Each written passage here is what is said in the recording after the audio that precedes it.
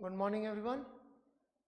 So I hope सब लोग बढ़िया होंगे और पिछली क्लास से आगे कंटिन्यू करेंगे हम लोग।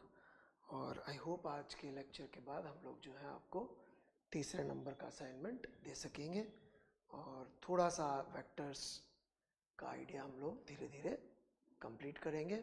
ऑलराइट, तो मीनवाइल आप लोग चैटिंग पे से अपना काम बंद कर सकते हैं। हाँ, पिछली क्लास से कोई डाउट हो जो पढ़ाया उससे तो ज़रूर पूछ सकते हैं। जो ज्ञानी लोग ज्ञान देना चाहते हैं वो आराम से बैठे।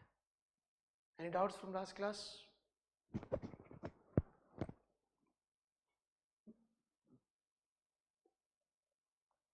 कोई भी डाउट हो तो पूछ सकते हैं। वेटिंग।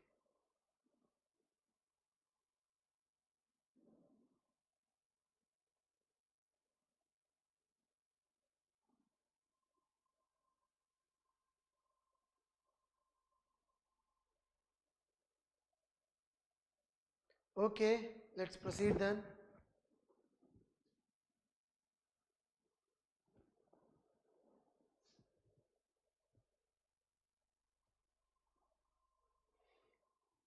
इतने सारे बच्चों को वॉइस सही आ रहा है, कुछ एक को यदि खराब आ रहा है तो आप हेडफोन यूज़ करिए। ऑलराइट, ईयरफोन यूज़ करिए तो आपको वॉइस सही आएगा। ओके, चलिए।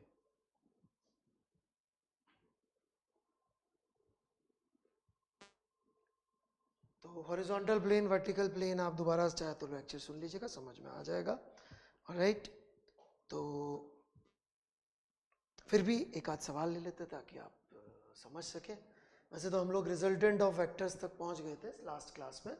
ऑलराइट, तो वहीं से हम लोग शुरू करते हैं कि व्हाट इज रिजल्टेंट वेक्टर या फिर वेक्टर एडिशन। ऑलराइट, तो हमारी प्रॉब्लम ये थी पिछली क्लास में कि यदि मेरे पास में दो वेक्टर्स हैं, okay, F1 vector which is let's say 3 Newton 30 degree north of east, alright, और दूसरा वेक्टर 5 न्यूटन 45 डिग्री लिख लीजिए, सिंपली साउथ वेस्ट लिख लीजिए। ओके, ऐसे कोई हमारे को दो वेक्टर दे दे और कोई हमसे पूछे कि इन दोनों वेक्टर्स का रिजल्टेंट क्या होगा, मतलब एक ऑब्जेक्ट पे दिए दोनों फोर्स लगे तो क्या नेट फोर्स आएगा, एक्सेलरेशन किस दिशा में होगा। ऑलराइट, तो बेसिकली वो क्या पूछ रहा है कि जब न्यूटन्स लॉ लगाते हो तो न्यूटन्स लॉ का सही फॉर्म यही होता है कि net force vector sum is equal to mass into acceleration, where acceleration is observed from inertial frame.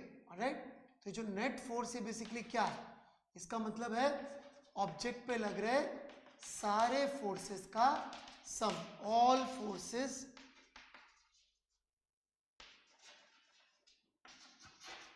acting on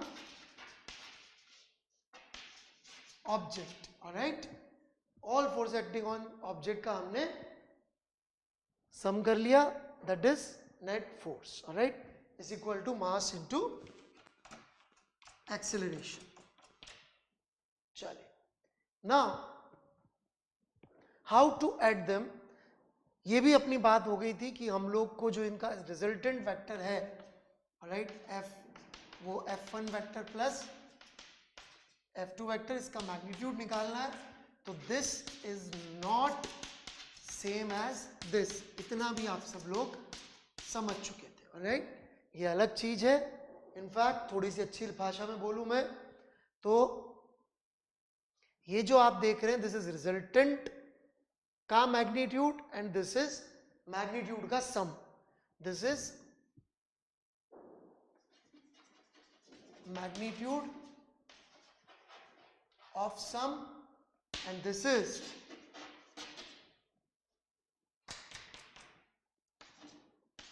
sum of magnitude. Right, magnitude of sum, sum of magnitude. तो ये एक बहुत बड़ा अंतर है इन दोनों में, magnitude of sum, sum of magnitude. Alright,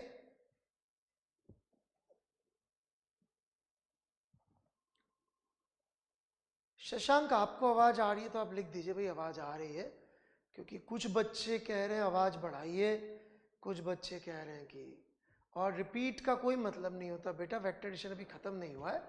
alright, तो ये हो गया magnitude of sum of vectors. Alright, और ये हो गया sum of magnitude of vectors. Right, तो हमें ये सीखना है, बिकॉज इसमें इंपॉर्टेंट चीज क्या है, sum of vectors, how do we add two vectors. Alright, that is what we need, how do we add two vectors, ये हमें जानना है।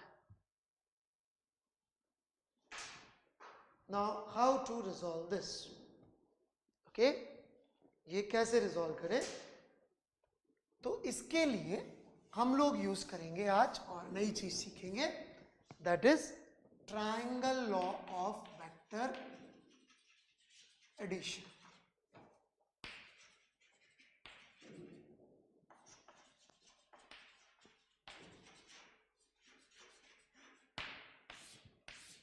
Triangle law of vector addition. Alright, नहीं इसके लिए ये मतलब है, इसके लिए मतलब है, ये नहीं है sum of magnitude B right, मैंने नहीं पूछा दोनों में से क्या गलत है।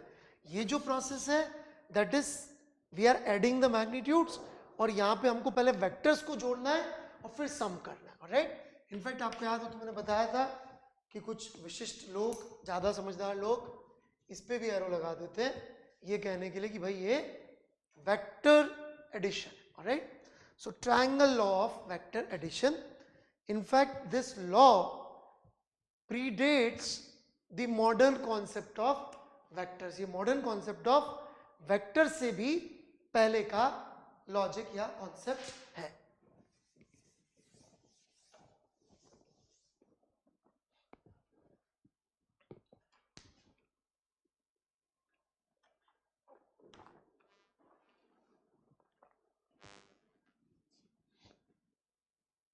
ओके, तो ट्रायंगल लॉ कैसे होता है, लेट्स से हमारे पास में एक वेक्टर है ए और एक वेक्टर है बी।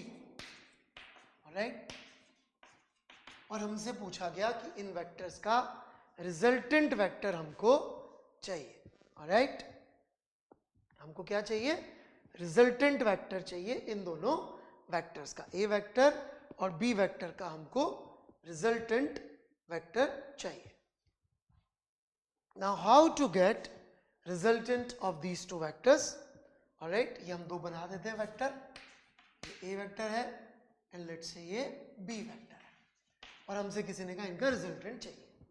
तो ट्रायंगल लॉ क्या बोलता है कि आप दोनों में से कोई एक वेक्टर को बना दीजिए। ओके, मान लीजिए हमने बी वेक्टर बना दिया, फिर जो दूसरा वेक्टर है, ऑलराइट, उसका टेल पहले वेक्टर के हेड पे रख दीजिए। ऑलराइट, दूसरे वेक्टर का टेल पहले वेक्टर के हेड पे रख दीजिए, टेल और ये हेड ऐसे रख दिया हमने। अब आप देखेंगे तो एक टेल बची है और एक हेड बचा है वेक्टर्स का। ऑलराइट, बाकी तो ज्वाइन हो गया। तो ट्रायंगल लॉ क्या कहता है कि इस एक हेड और एक टेल को जोड़ दीजिए। ऑलराइट, तो आपको जो रिजल्टेंट मिलेगा, जो एक नया वेक्टर मिलेगा जहां पे हेड होगा हेड पे और टेल होगी टेल पे, तो वो आपका इन दोनों वेक्टर्स का रिजल्टेंट या फिर सम कहलाएगा कि ए वेक्टर प्लस बी वेक्टर ये आता है। ऑलराइट, ये बी वेक्टर और ये ए वेक्टर हो जाएगा। इनफैक्ट इसके साथ साथ पैरेललोग्राम लॉ और कम्यूटेटिव प्रॉपर्टीज ऑफ वेक्टर्स भी यूज हो जाता है, वो भी प्रूव हो जाता है कि रिजल्टेंट वुड बी सेम यदि हमने b प्लस ए किया होता, तो उसमें कुछ नहीं करना है। ऑलराइट, ये b वेक्टर है, ये a वेक्टर है, ये r वेक्टर है। यदि मैं पैरेलल में बना दूं, ये थोड़ा से एंगल ज्यादा ही छोटा हो गया,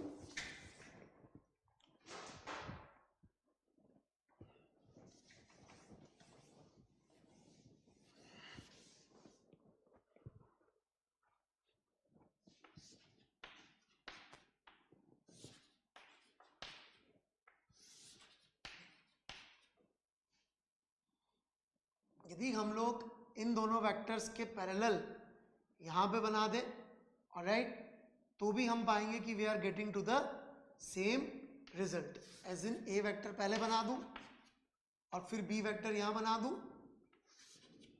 बी ए की टेल पे, ए के हेड पे यदि मैं बी की टेल बना दूं तो हम देख सकते हैं पैरेललोग्राम भी बन रहा होगा। तो a प्लस बी भी आर ही आ रहा है और b प्लस ए भी आर ही आ रहा है, ऑलराइट। a प्लस बी भी आर है और b प्लस ए भी आर ही है, दोनों आर वेक्टर ही आ रहे हैं, ऑलराइट, जैसा हम यहाँ पे इजीली देख सकते हैं। तो this is how you add two vectors, alright. यहां पर लेकिन जो ट्रायंगल लॉ वेक्टर एडिशन है इसमें थोड़ी सी कमियां ये है कि ये सिर्फ ड्राइंग में काम आ सकता है, ऑलराइट। इससे आप एग्जैक्ट लेंथ जो होगी बी रिजल्टेंट की, ऑलराइट, और एग्जैक्ट जो डायरेक्शन होगी वो पता नहीं कर सकते, लेकिन एक रफ आइडिया आप जरूर लगा सकते हैं कि ये वेक्टर कितनी लेंथ का और किस दिशा में होगा, ऑलराइट। ये रफ आइडिया आप लगा सकते हैं कि रिजल्टेंट वेक्टर कैसा होगा, ओके। एक पिक्चर बना सकते हैं, लेकिन कोई पूछ ले जरा बता दीजिए इतने मैग्नीट्यूड का फोर्स थे, इनको जोड़ा दो को तो कितने मैग्नीट्यूड का फाइनल रिजल्टेंट आया, तो वो उत्तर बहुत आसानी से हम लोग यहाँ पर नहीं दे पाते हैं, ओके। तो ये आपको थोड़ा सा यहाँ पर समझना पड़ेगा। इसी के लिए, alright, to resolve this triangle law तो बहुत सिंपल है, एक बार फिर से बताता हूं। एक वेक्टर लीजिए दोनों में से और उसके हेड पे दूसरे वेक्टर का टेल रख दीजिए और इन दोनों को, जो एक हेड एक टेल बचा, उनको करेक्ट कर दीजिए, ऑलराइट। अब हम आते हैं parallelogram law of vectors, alright.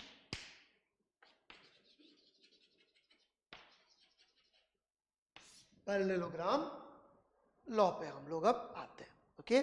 Parallelogram law जो है वो जैसा मैंने आपको दिखाया ट्रायंगल लॉ का एक्सटेंशन है, बट यहां पर हम लोग थोड़ी सी मैथमेटिकल कैलकुलेशंस करेंगे और उसके थ्रू, ऑलराइट, और उसके थ्रू हम लोग मैथमेटिकल फॉर्मूला निकाल लेंगे। जैसे मान लीजिए ए वेक्टर है, ये बी वेक्टर है, ये आपका रिजल्टेंट वेक्टर हो गया, ऑलराइट। अब यदि हम यहां पर बी वेक्टर पैरेलली इधर बना दें ए के साथ, जैसा मैंने बना के दिखाया था, तो ये एक और बी वेक्टर हो गया, ये एक और ए वेक्टर हो गया, ऑलराइट, और ये हमारा आर वेक्टर हो गया। ये कुछ नहीं, अभी तक जो पहले पढ़ाया था एग्जैक्टली वही हमने किया है, कुछ भी नया काम यहाँ पे हमने नहीं किया है ना। यहां पर आगे बढ़ने के लिए हमको सबसे पहले क्या चाहिए होगा, एंगल बिटवीन टू वेक्टर्स का सही definition, alright. Angle between two vectors, alright, दो वेक्टर्स के बीच में क्या एंगल होता है ये हम लोग डिस्कस करने जा रहे हैं, ऑलराइट। आप बोलेंगे सर इसमें क्या है, कुछ भी एंगल बोल दीजिए, वही तो प्रॉब्लम है, कुछ भी कैसे बोल दूं। जैसे कि ये बी वेक्टर बनाया मैंने, ऑलराइट, और ये मैंने ए वेक्टर बनाया। Let's say this angle is 60 degree, but this angle would be how much, 300 degree. तो अब मैं इन दोनों एंगल्स की, दोनों वेक्टर्स के बीच का एंगल किसे बोलूंगा, तो इसके लिए हमें एक रूल चाहिए। रूल क्या कहता है कि यदि दो वेक्टर्स के बीच में एंगल निकालना है, मैं ट्रायंगल लॉ की बात बिल्कुल नहीं कर रहा हूं, ट्रायंगल लॉ में रिजल्टेंट निकालने के लिए एक वेक्टर के हेड पे दूसरे की टेल रखनी थी, पर दो वेक्टर्स के बीच में एंगल निकालने के लिए, जैसे ये ए वेक्टर बनाया और बी वेक्टर बनाया, टेल टू टेल टुगेदर रख देंगे, और टेल टू टेल टुगेदर रखने पे जो उनके बीच का एंगल होगा, ऑलराइट, वो एंगल बिटवीन टू वेक्टर्स कहलाएगा, ऑलराइट। आप बोलेंगे दो एंगल हो सकते हैं, तो स्मॉलर ऑफ द टू, तो आप लिख ले सबसे पहले definition, angle between two vectors की डेफिनेशन बोल रहा हूं, सब लोग लिख लें। when two vectors are kept tail to tail together, when two vectors are kept tail to tail together, then the smaller of the angle,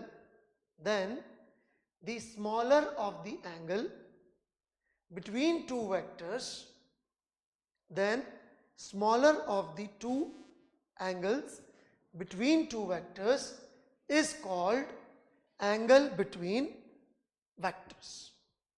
alright, तो इस वाले चित्र में कौन सा हो गया? थीटा या फाई. कौन हुआ? थीटा हुआ. Theta is angle between two vectors. अब इस चित्र में तो गड़बड़ी है. क्या गड़बड़ है? जो B है और जो A है ये टेल टू टेल टुगेदर नहीं रखे हुए. तो सबसे पहले तो हमको A को ऐसे बनाना पड़ेगा कि वो टेल टू टेल टुगेदर हो जाए. तो हमको इसको इधर बनाना पड़ेगा ऐसे.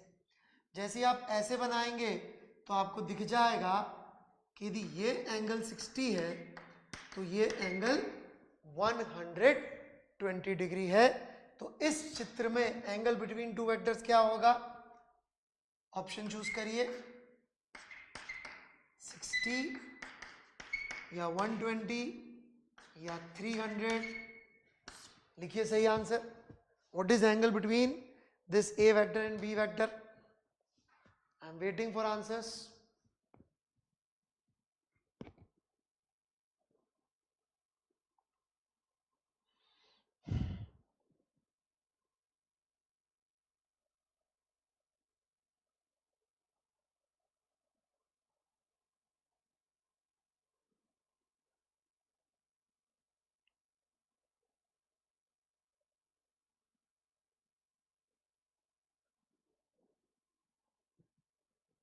ओके, सो मैक्सिमम लोग जो ध्यान दे रहे थे, चैटिंग नहीं कर रहे थे, उनका आंसर सही है. मिस्टर सोहन तो चैटिंग में ध्यान देते हैं, इसलिए उनका आंसर गलत है. Alright, so correct answer is 120 degree. तो आप अपनी डेफिनेशन चेक कर सकते हैं. डेफिनेशन क्या थी?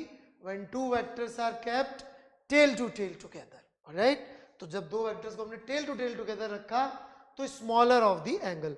तो ये वाला तो चित्र ही वैलिड नहीं है. क्यों नहीं है चित्र वैलिड?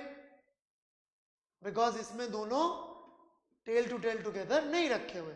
तो आप दो वेक्टर को टेल टू टेल टुगेदर रखेंगे फिर स्मॉलर या लार्जर की बात होगी.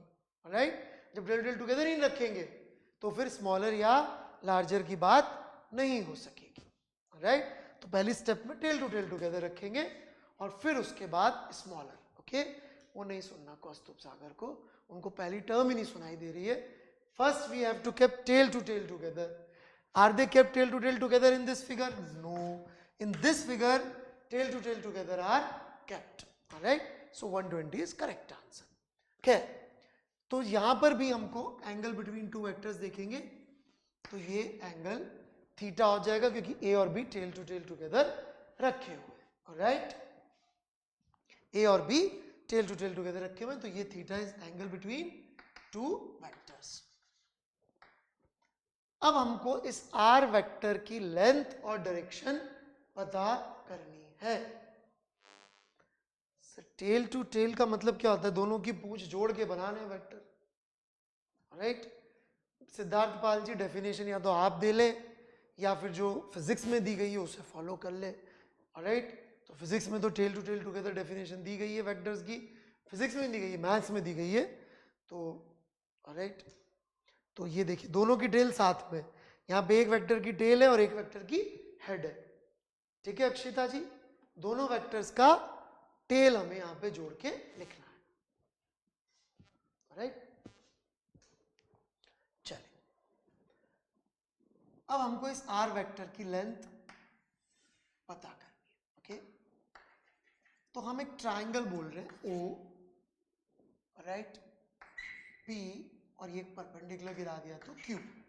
राइट, और आप देख सकते हैं कि R वेक्टर की लेंथ R वेक्टर की length, where R vector is, as we have already explained, it is A vector plus B vector. Alright, इसकी लेंथ इस ट्राइंगल के हिसाब से यदि आप देखेंगे तो वो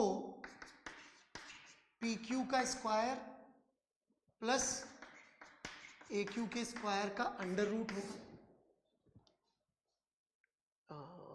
मैंने ए क्यू लिख दिया, सॉरी, ओ क्यू का स्क्वायर प्लस पी क्यू का square would be length of this R vector, alright.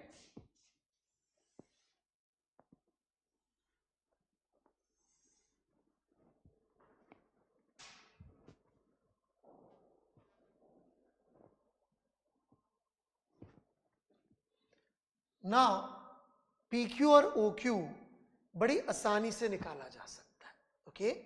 कैसे, देखते जाइएगा। पहले हम ये एंगल यदि थीटा था तो ये भी पैरेलली बनाया अपन ने, तो ये भी थीटा है, ऑलराइट। तो मेरा कहना है कि P, looking at right triangle P, और इसको मैं नाम दे देता हूं S, so P Q S, alright. I can say कि P Q is B sine theta. अब मैंने यहां पे मॉडुलस भी नहीं लगाया, वेक्टर भी लगाया, तो इसका मतलब ये इस वेक्टर की लेंथ है, ये इस वेक्टर की लेंथ है, this is the magnitude, alright, B sine theta. इसी तरह से क्यू एस कितना होगा, Q S B cos theta होगा, B cos theta. Now P Q would be equal to B sine theta हो ही गया। हमें चाहिए एक ओ क्यू, ओ क्यू कितना होगा, O Q would be A plus B cos theta, A plus B cos theta, this is O Q.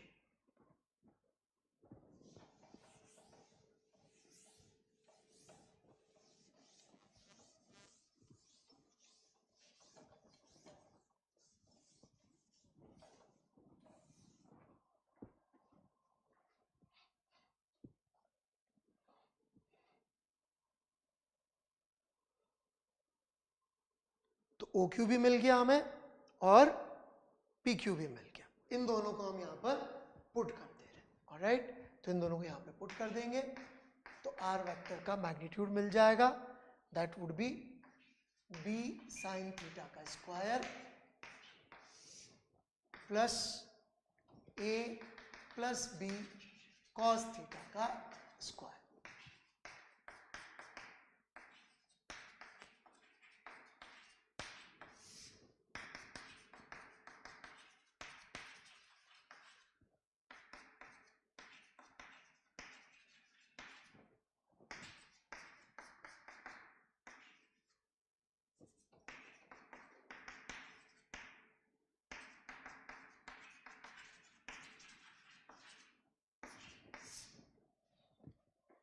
So this is the magnitude of R vector. A square plus B square plus 2AB cos theta. और छोटा सा काम और खत्म कर लेते हैं, alright, फिर हम लोग आगे बढ़ेंगे।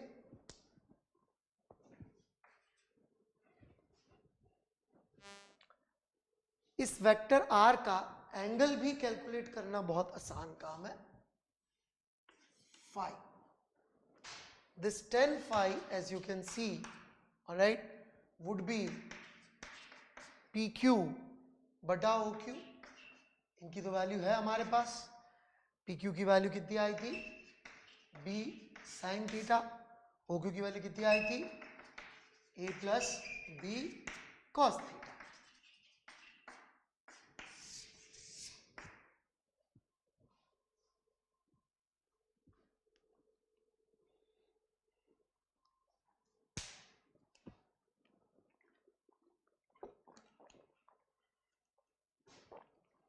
तो ये दोनों रिजल्ट हमारे बहुत काम के हैं।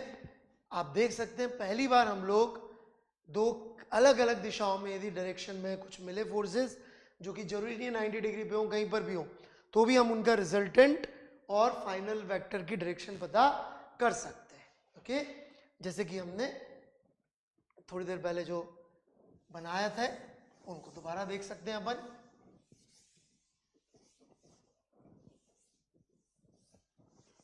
या दूसरा लिख देते हैं कि जी एक बॉडी पे दो फोर्स लग रहे हैं,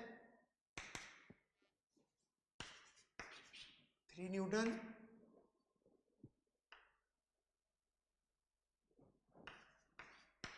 degree north of east, and second force 5 Newton, right, 60 degree north of east. Right, कोई हमसे पूछ ले कि जी रिजल्टेंट फोर्स कितना लग रहा होगा, या और अच्छी तरह से कर देते हैं, mass of body is 2 kg, find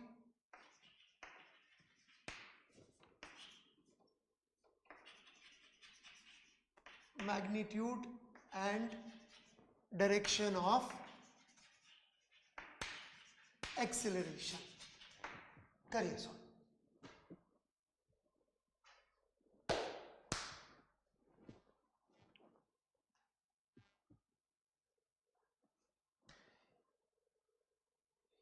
theta कौन सा एंगल बिटवीन टू वेक्टर है मिस्टर तनिष्क सिंह, यदि आप शुरू से सुन रहे हो तो angle between two vectors is theta here.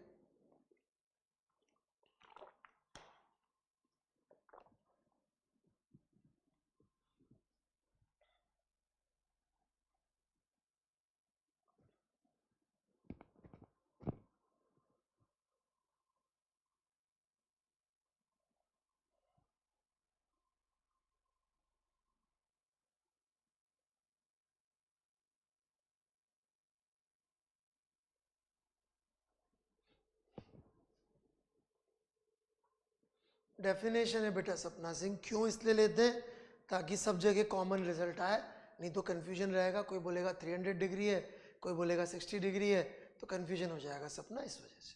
Okay,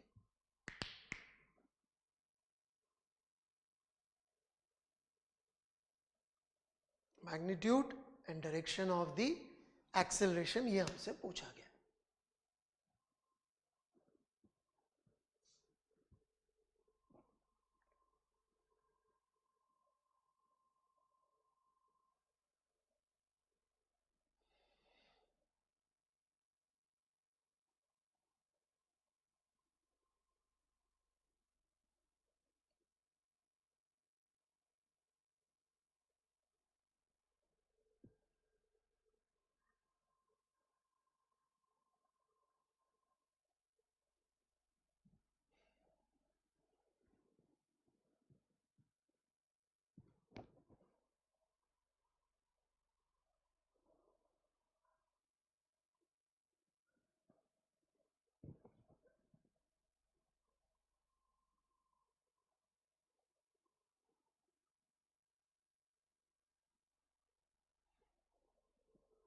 चलिए आगे बढ़ते हैं, कैसे सॉल्व करेंगे क्वेश्चन। पहले तो दोनों वेक्टर बनाने पड़ेंगे हमको। ओके,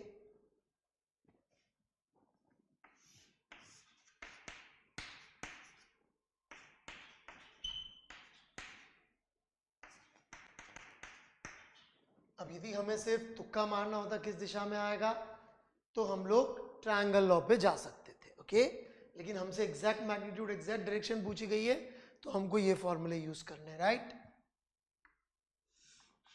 ये मैंने बनाया 3 न्यूटन वाला फोर्स F1 वेक्टर 30 डिग्री पे, यहां से 30 डिग्री नॉर्थ ऑफ ईस्ट, ये ईस्ट, इससे 30 डिग्री में ईस्ट की तरफ गया, ये F1 वेक्टर हो गया। राइट, फिर मैंने बनाया ये F2 vector,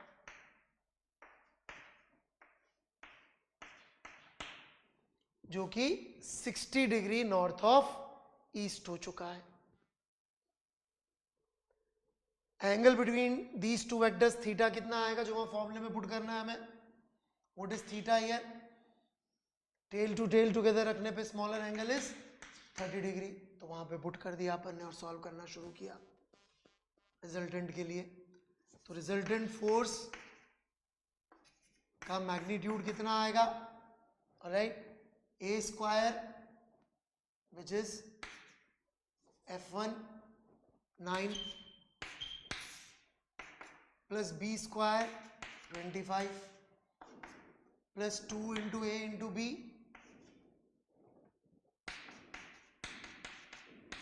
into cos 30 degree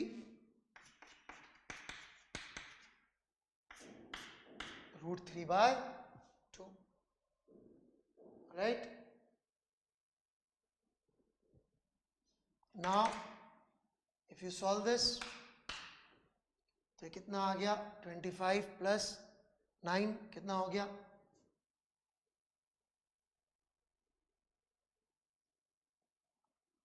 34 plus 15 √3 का होल अंडर रूट। तो this is the resultant force. हमने जानबूझ के इस तरह का डेटा दिया है कि आप कोई ऊल जलूल वैल्यू ना लिखें, राइट। और एक्सेलरेशन क्या होता है, एक्सेलरेशन होता है नेट फोर्स बटे मास, राइट। और उसका मैग्नीट्यूड कितना हो जाएगा, नेट एक्सेलरेशन का मैग्नीट्यूड, जो भी एक्सेलरेशन वेक्टर आएगा, राइट, उसका मैग्नीट्यूड वुड बी दिस। तो नेट फोर्स का मैग्नीट्यूड हमारे पास है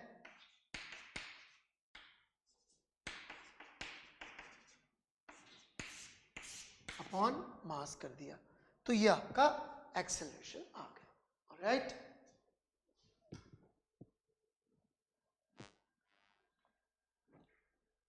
बस यही है, इसको यदि कैलकुलेट करने की जरूरत पड़ेगी तो वो कर लेंगे, वो कोई बड़ी चीज नहीं, सिखा देंगे आपको कि रूट्स वगैरह को कैसे कैलकुलेट करते हैं, वो एक अलग स्टोरी, ठीक है। वो अपना काम नहीं है, वो मैथ्स में सिखा देते भाई इनको कैसे करना है नहीं करना है, या कैलकुलेटर वगैरह से, वो अलग कहानी, ओके। सो सबको समझ में आ गया होगा। अब बारी आती है डायरेक्शन क्या है इस फोर्स की, राइट। तो वो निकाल लेते हैं अपन, 10 फाई ये लिखा हुआ, राइट। तो 10 फाई क्या है, बी, राइट।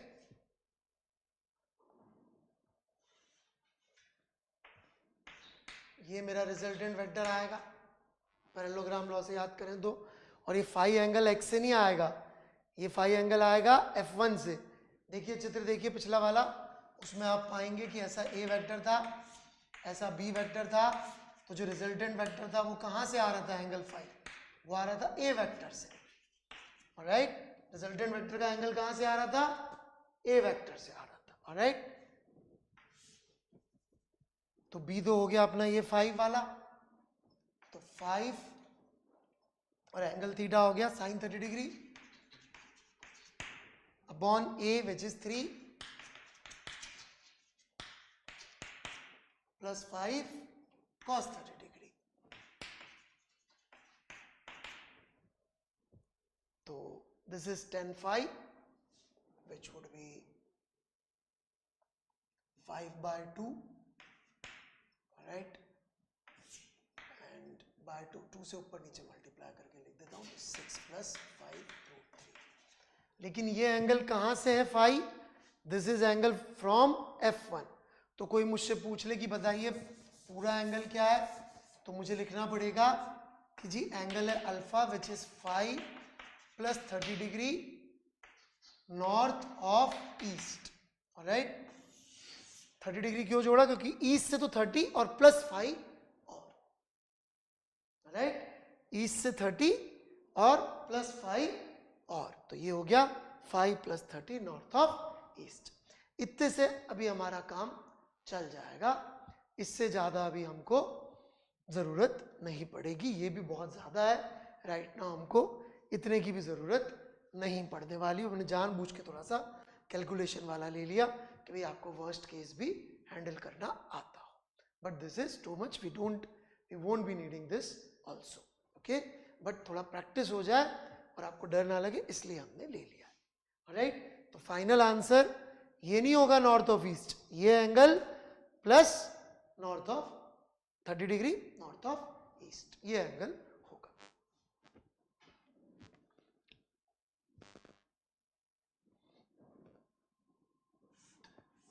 कोई डाउट है किसी को तो पूछ सकते हैं, I am waiting for doubts.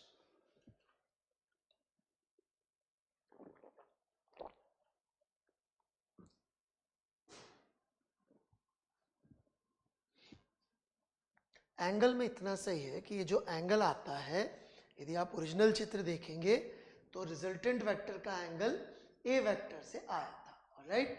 और यहाँ पर ए वेक्टर हो गया ये वाला वेक्टर F1 वेक्टर, तो F1 वेक्टर से एंगल आया, F1 वेक्टर खुद 30 डिग्री पर है, तो ये जो रिजल्टेंट वेक्टर आया वो ये फाई और ये 30 डिग्री का सम हो गया ना, बस इतना सा है, ये फाई और इस 30 डिग्री का सम हो गया, राइट।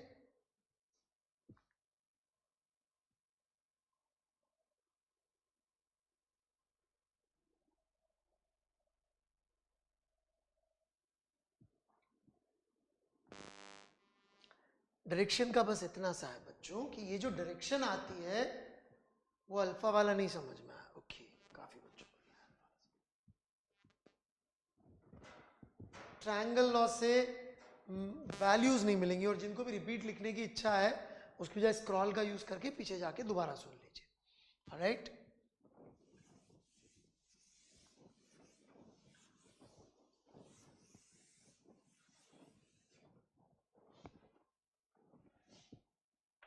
ये हमारा ए वेक्टर है, ये हमारा बी वेक्टर है, ये हमारा रिजल्टेंट वेक्टर आ गया, राइट। ये एंगल फाई आ जाएगा, कहाँ से आएगा, ए वेक्टर से। अब मान लीजिए एक्स एक्सिस है और ये एंगल था 30 डिग्री, तो मुझे यदि एंगल लिखना होगा आर वेक्टर का तो मैं लिखूंगा कि it is alpha angle from X axis, लिखेंगे लिखेंगे R vector is at alpha angle from X axis, लिखेंगे ना। अब इसमें भी प्रॉब्लम है, alpha angle from X axis ऊपर भी जा सकते हैं नीचे भी जा सकते हैं, तो towards alpha angle from X axis towards positive Y, ऐसे लिखेंगे ना, तब ये एंगल बनेगा ना। और यहाँ पे अल्फा का वैल्यू क्या होगा, what will be value of alpha, here alpha का वैल्यू होगा 5 प्लस 30 डिग्री। यही हम यहाँ पर कह रहे हैं कि ये जो हमारा फोर्स वेक्टर था, जो रिजल्टेंट वेक्टर आया, उसका एंगल F1 वेक्टर से फाई आया, तो जो उसका एंगल हमें एक्स एक्सिस से लिखना होगा वो अल्फा प्लस 30 डिग्री होगा, बस। क्योंकि 30 डिग्री हमको ओरिजिनली दे रखा था कि that is the angle of F1 vector from east, दे रखा था ना 90 degree 30 degree north of east, तो ईस्ट से नॉर्थ की तरफ ऑलरेडी 30 डिग्री एंगल था, उसमें फाई और जोड़ दिया तो अल्फा आ जाएगा। हाँ जी, पाइथागोरस यूज किया था वहां पे, ठीक है। सो दैट्स इट देन, आगे बढ़ते हैं हम लोग।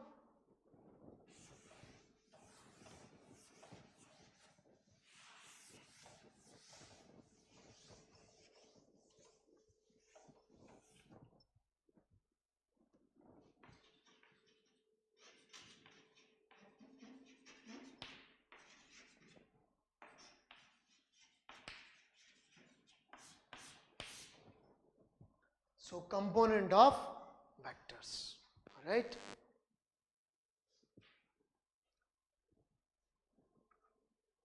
थोड़ा बार बार सुन लीजिए, आ जाएगा समझ में, स्क्रॉल करके पीछे चले जाइए। Component of vectors, right. ये एक छोटी सी चीज और है, इसके बाद हम लोग वापस से न्यूटन्स लॉ के अच्छे अच्छे सवाल करना शुरू कर देंगे, राइट। तो what is component of vectors, right. So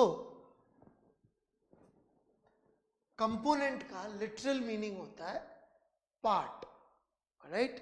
component का लिटरल मीनिंग क्या होता है, पार्ट। पार्ट मतलब टुकड़ा, ओके, पार्ट। तो हम वेक्टर को यहां पे पार्ट्स में तोड़ने जा रहे हैं, ओके। यहां पे हम वेक्टर को पार्ट्स में जो तोड़ने जा रहे हैं।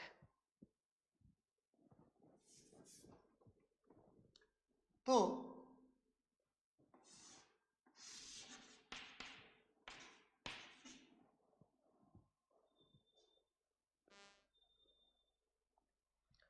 यदि ये मेरी एक्सिस है और ये मैंने एक वेक्टर बनाया, ओके, ए वेक्टर,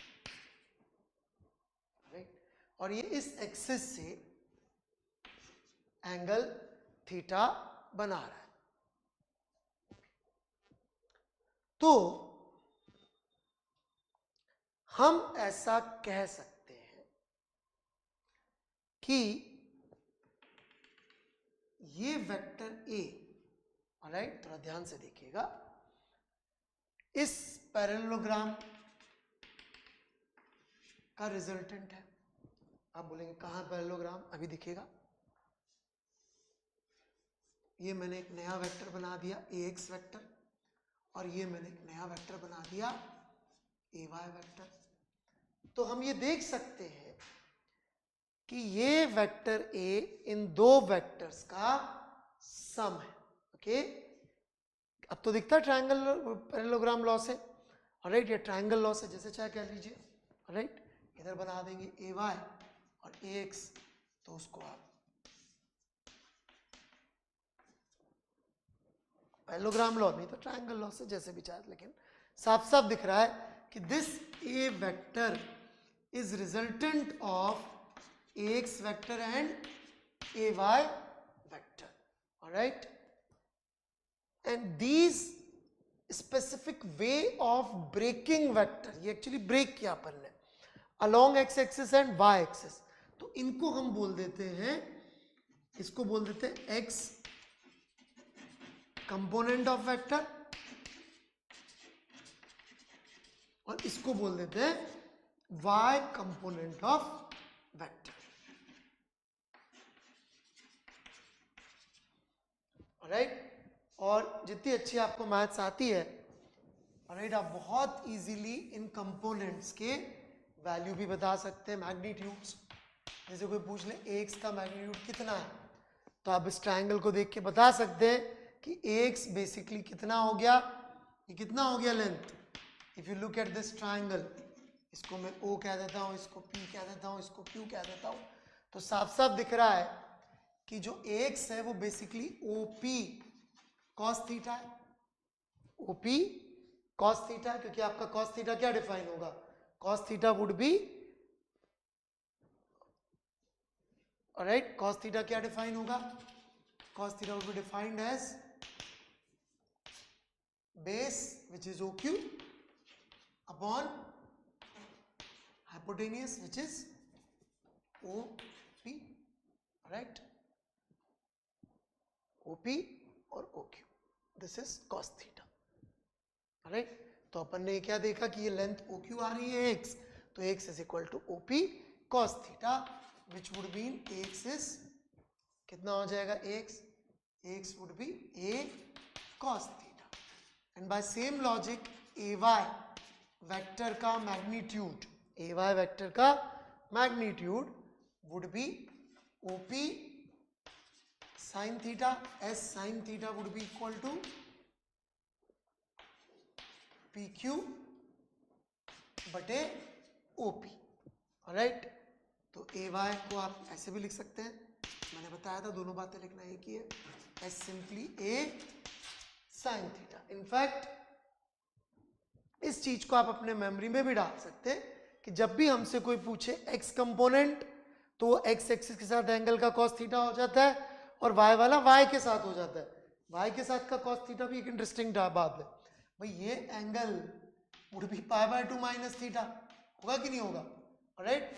तो आप इसको ऐसे भी याद रख सकते हैं कि ay is a cos of pi by 2 minus theta, मतलब x के साथ का कंपोनेंट x के साथ एंगल का cos थीटा, और y के साथ का कंपोनेंट y के साथ के एंगल का cos थीटा। तो y के साथ का एंगल का cos theta, cos pi by 2 minus theta कितना होता है, sin theta, alright. So this is what we have here. तो इस तरह से हम लोग एक वेक्टर को उसके पार्ट्स में या कंपोनेंट्स में तोड़ सकते हैं। पाई बाय 2 तो बेटा पढ़ा दिया जाता है, 90 डिग्री होता है, रेडियन में कन्वर्जन 90 माइनस थीटा मान लीजिए, पाई बाय 2 इज 90 डिग्री, ऑलराइट। तो 90 माइनस थीटा या पाई बाय 2 माइनस थीटा, तो ऐसे हम लोग कंपोनेंट निकाल सकते हैं। ओके, थोड़ा थोड़ा सा प्रैक्टिस करते हैं अपन।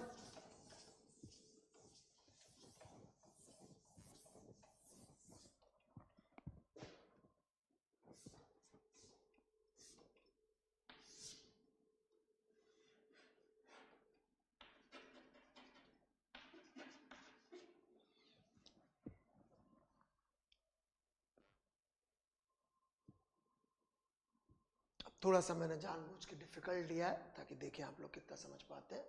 ऑलराइट, ये एक पार्टिकल के ऊपर उसका वेट लग रहा है mg।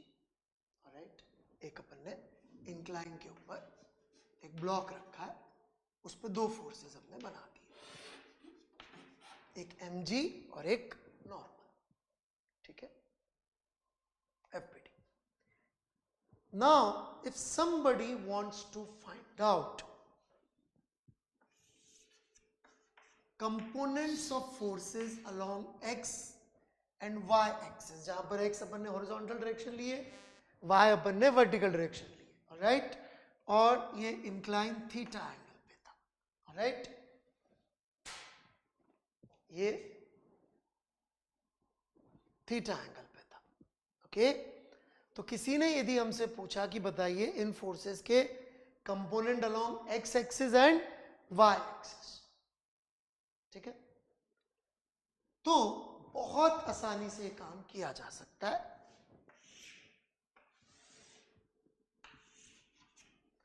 ऑलराइट, लेट्स से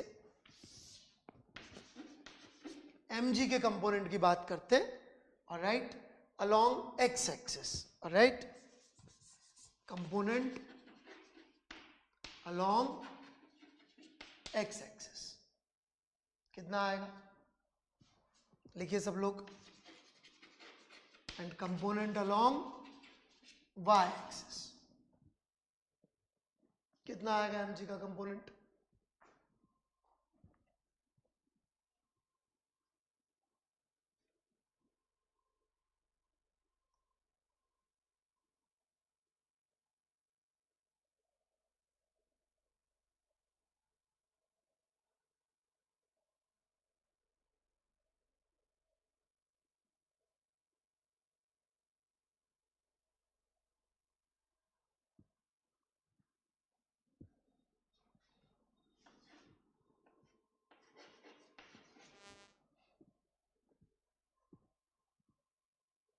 x के अलोंग 0, क्यों, यही फॉर्मूला यूज कर लिया अपन ने, वैसे तो दिख भी रहा है बट ठीक है, फिर भी mg का x के साथ एंगल कितना है 90 डिग्री, तो कितना हो गया mg cos 90 डिग्री। ठीक है, y के अलोंग यदि आप देखेंगे तो y एक्सिस से एक्चुअली इसका एंगल है 180 डिग्री, ऑलराइट, तो it should be mg cos 180। तो mg cos 180 कितना होता है, माइनस mg होता है, और यदि समझ में नहीं आता हो cos 180 तो इतना समझ लीजिए कि ये प्लस y की तरफ है कि माइनस y की तरफ है, यदि माइनस y की तरफ है तो माइनस mg, राइट। तो इस तरह से हम लोग वेक्टर के कंपोनेंट्स निकाल सकते हैं, राइट। और जब हम वेक्टर के कंपोनेंट्स निकालेंगे तो ये हमें आगे जाके समझ में आएगा कि this will help us adding vectors, वही मैं आपको बताऊंगा कैसे। ओके, वो भी अभी बताऊंगा कैसे। अब हमें नॉर्मल के बताने हैं। नॉर्मल के component along X axis and along Y axis, लिखिए क्या होंगे, राइट। ये बहुत काम आएंगे वेक्टर्स को जोड़ने घटाने में आगे जाके।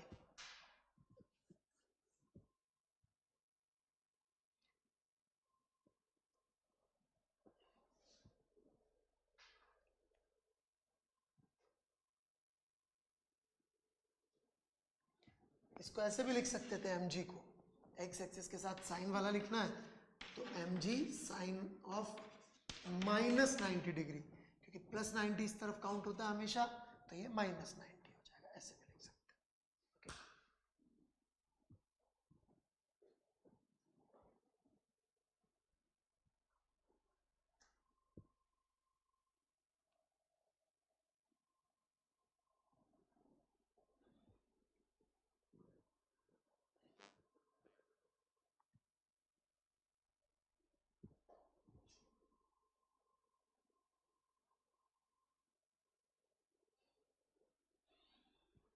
देखिए सबसे पहले हमें एन के एंगल निकालने पड़ेंगे एक्सिस के साथ। ओके, तो ये एंगल है, देखिए थीटा दे रखा है इंक्लाइन का, ये थीटा है हॉरिजॉन्टल के साथ और ये एक्स एक्सिस भी हॉरिजॉन्टल है, तो पैरेलल लाइंस के बीच की लाइन हो गई, तो ये एंगल थीटा, तो ये एंगल भी थीटा हो जाएगा, इसमें कोई प्रॉब्लम नहीं होनी चाहिए।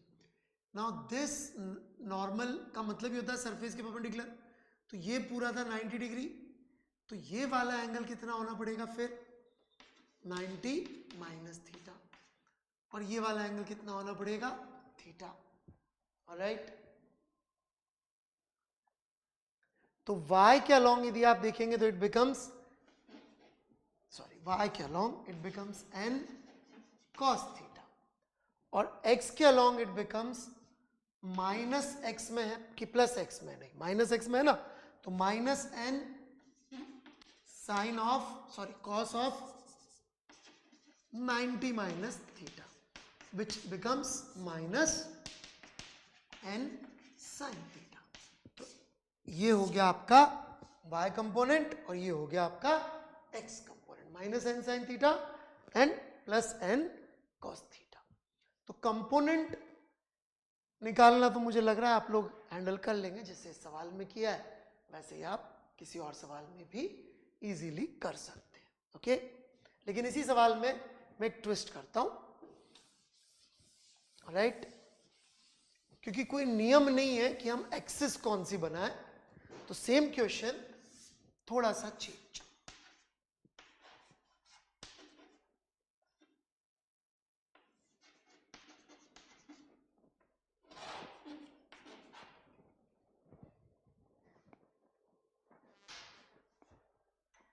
छोटा सा चेंज ये है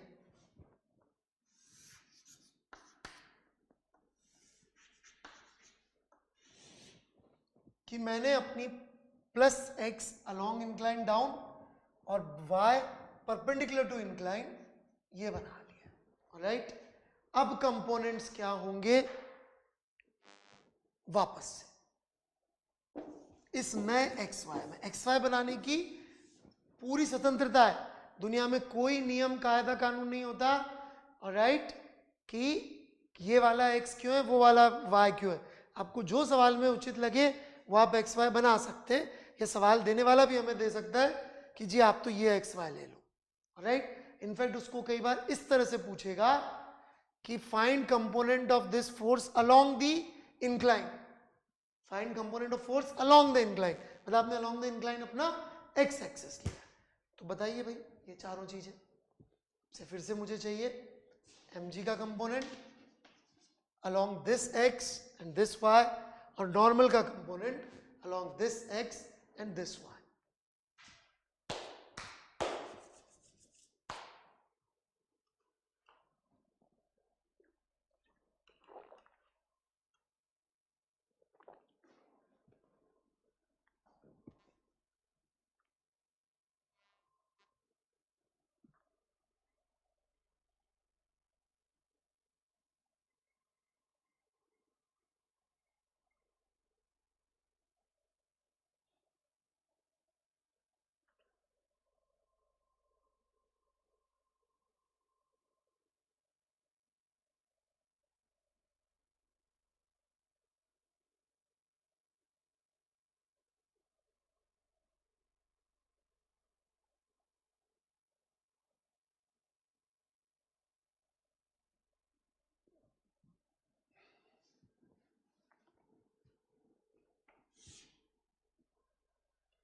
Okay, so this angle is theta, this is 90 minus theta,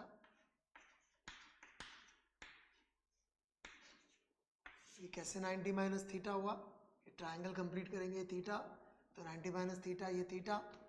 अब mg आप देखेंगे तो y के साथ इसका एंगल कितना है थीटा, तो mg cos थीटा, और जो अपन ने यहाँ प्लस वाई माना है, अपन ने माना है नीचे, अपन जो चाहे मान सकते हैं, तो अपन ने यहाँ पे प्लस वाई माना है तो mg cos थीटा, और इसके साथ हो जाएगा mg cos 90 माइनस थीटा लिख दीजिए या mg साइन थीटा, और ये जो प्लस एक्स माना है उसके अलोंग क्या है, नॉर्मल का देखेंगे आप x के साथ कंपोनेंट, तो नॉर्मल cos 90 विच इज 0, और y में देखेंगे तो -n हो जाएगा। अब वो आप कैसे भी लिख लीजिए, -n का लॉजिक साफ साफ दिख रहा है कि वो खुद ही पूरा का पूरा है y के अलोंग, राइट, और नेगेटिव डायरेक्शन। तो -n cos 0 लिख लीजिए चाहे तो, क्योंकि y एक्सिस इसका कोई कम एंगल नहीं है, 0 एंगल है, लेकिन वो y से अपोजिट है। तो जरूरी नहीं ऊपर ही प्लस y माने या नीचे ही इधर ही प्लस x माने, x और y चूज करने की फ्रीडम हमारी होती है डिपेंडिंग ऑन द क्वेश्चन। तो ये हमारे दो आंसर आ गए, राइट। इधर 0 आ गया और इधर -n cos 0 कर दिया, तो ये कितना आ गया n, राइट, -n और ये 0।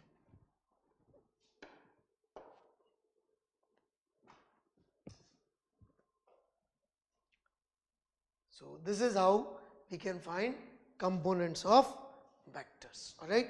अब छोटा सा सवाल, ये कंपोनेंट ऑफ वेक्टर्स हमारे क्या काम आएंगे, ऑलराइट।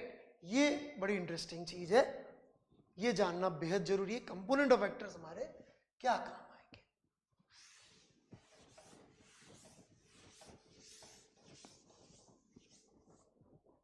जैसे इसी प्रश्न पे हम लोग आगे कंटिन्यू करते हैं। ये ब्लॉक को हमने एक इंक्लाइन प्लेन पे छोड़ दिया, ऑलराइट, और हमसे किसी ने पूछा कि बताइए इसका एक्सेलरेशन कितना है और इस पे नॉर्मल कांटेक्ट फोर्स कितना लग रहा है, alright. Find acceleration of block kept on a smooth incline and find normal contact force acting on the incline.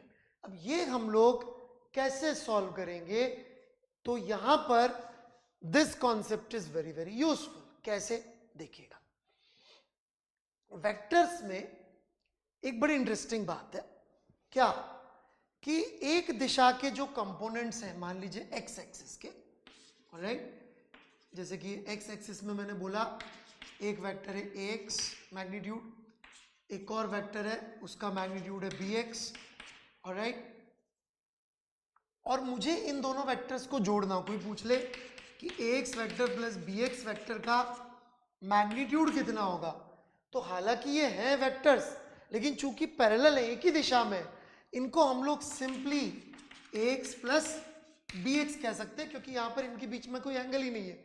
समझ में नहीं आया बात, तो यदि आप एंगल 0 डिग्री रख देंगे, मैं आपको फॉर्मूले से ही बता सकता हूं, दो एंगल यदि 0 डिग्री पर है, दो vectors a square plus b square plus 2ab cos 0, यही होगा cos थीटा। दो एंगल पैरेलल, दो वेक्टर्स एक ही दिशा में, जैसे आप यहां देख सकते हैं, दो वेक्टर्स पैरेलल बना दिए अपन ने, उनको ax bx बोला, तो इनको जोड़ेंगे तो क्या आ जाएगा, a प्लस b आ जाएगा। तो यही अपन यहां पर कर सकते हैं, यहां पे मैं ax और bx लिखता हूं, तो ax और bx मतलब कि अपन x एक्सिस के वेक्टर्स को ऐसे जोड़ सकते हैं जैसे एसेंशियली वो वेक्टर ना हो, यदि वो एक ही दिशा के कंपोनेंट्स है तो, ऑलराइट। इसका यूज यहां कैसे होगा, देखिएगा, ये मेरा नॉर्मल था, ये मेरा mg था, और ये मैंने लेट से अपनी एक्सिस चुनी थी y, और ये मैंने चुनी थी x, ऑलराइट, और ये एंगल हो गया था थीटा। तो मैंने इस mg के कंपोनेंट बना दिए, ऑलराइट, ये mg का कंपोनेंट x के अलोंग कितना आ गया था, mg sin थीटा, और y के अलोंग कितना आ गया था, mg cos थीटा। अभी अपन ने बताया था कि अपन वेक्टर्स को ऐसे तोड़ के बना सकते हैं एक्सिस के अलोंग, ये अपन ने तोड़ के बना दिए, mg sin थीटा और mg cos थीटा बना दिए। अब हमको अपनी बेसिक ऑब्जर्वेशन से पता है कि ये इस प्लेन के अलोंग ही चलेगा, ये इस प्लेन के अलोंग ही फिसलता हुआ जाएगा। तो यदि हमें बात पता है कि इस प्लेन के अलोंग ही फिसलता हुआ जाएगा, तो हमको एक चीज यहां पर पता पड़ती, क्या कि ay इज 0, ay इज 0।